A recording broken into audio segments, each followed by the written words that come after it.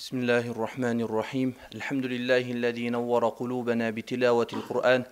Vessalatu vesselamu ala Resulihi Muhammed ve ala alihi ve ashabihi ve ummetihi ecma'in. Бүткүл аламдардын жаратуучусу болгон Аллах Тааланын затына чексиз мактоолор болсун. Жана анын элчиси сүйүктүү пайгамбары Мухаммед Мустафа саллаллаху алейхи ва салламга салам жана салаваттар болсун. Урматтуу бир туугандар, Аллах Тааланын заты өзүнүн мээримдүүлүгү менен сиз менен бизге бул дүйнөдө өтө көптөгөн жакшылыктарды берген. Ошол жакшылыктардын эң чоңу болуп, Аллах Таала сиз менен бизге ыйык Кур'ан-ы Каримди берген. Аллах Таала Рахман сүрөсүндө айтат: Ар-Рахман, ал Аллах өтө мээримдүү, анын мээримдүүлүгүндө эч бир чек жок. Алламал Кур'ан, Аллах өз мээримдүүлүгү менен адам баласына Кур'ан-ы Каримди үйрөткөн. Ошондуктан бул үммөттүн артыкчылыгы башка үммөттөрдөн бул Кур'ан аркылуу болот. Пайгамбарыбыз саллаллаху алейхи ва саллам хадистин мазмунунда айтат: чындыгында сыймык танууга бул Кур'ан гана татыктуу. Кур'ан деген сөздүн эки түрдүү мааниси бар. Биринчиси qara'a yaqra'u maqru'un, ыйык Кур'ан-ы Карим бул окулунган деген мааниде. Тактап айтканда, ыйык Кур'ан бул дүйнө жүзүндө эң көп окулунган китеп. Кур'андай эч бир китеп дүйнөдө көп окулбайт.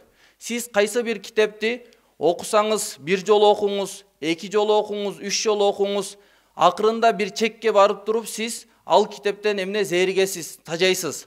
Бирок ыйык Кур'ан ушундай бир китеп, анын бир аятын жаттап туруп сиз 100 жолу окуңуз, 200 жолу окуңуз, 1000 жолу окуңуз, өмүр бою окуңуз, эч качан тажабайсыз. Ошондуктан Имам Шатиби рахматуллахи алейхи айтат: "Ва хайру жалисин ла юмаллу хадисуху ва тардадуху яздаду фихи tajammulah."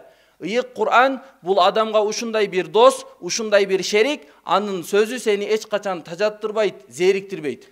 Жана аны канчалык көп окуган сайын ошол каары адамдын кооздугун дагы да арттырат. Аллах Таала түшүргөн бул Кур'анды сиз менен бизге дүйнө жана акыретте ийгиликке жетип, бактылуулукка жетүүбүз үчүн.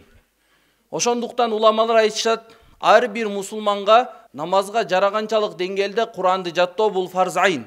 Сөзсүз жатташ керек ар бир мусулман, канча бир сүрө болсун. Ал эми ыйык Кур'анды толугу менен жаттоонун өкүмү бул фарз кифая.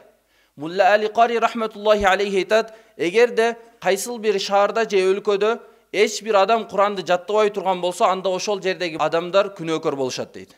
Пайгамбарыбыз хадисинде дагы айтып кетет: чындыгында кайсыл бир адамдын жүрөгүндө ыйык Кур'ан-ы Каримден бир бөлүкчө да жат болбосо, анда ал адам бир бузулуп кароосуз калган үй сыяктуу дейт. Анын жүрөгү. Уламалар бул хадистеги пайгамбарыбыздын Курандан бөлүкчө жаттабаган адамдын жүрөгүн бузук үйгө салыштыруусунда өтө кызыктуу нерсе бар дейт. Кандай эле бузулуп, кароосуз калган үйдө жин шайтандар ичине толуп алган сыяктуу, Курандан эч бир бөлүк аят жаттабаган адамдын жүрөгүнө шайтан көп кол салат. Ошондуктан урматтуу туугандар, сиз менен биз бул дүйнөдө Аллах сиз менен бизге берген улуу Кур'ан менен байланышыбызды бекемдеп, ошону окуп, жаттоого аракет кылышыбыз керек.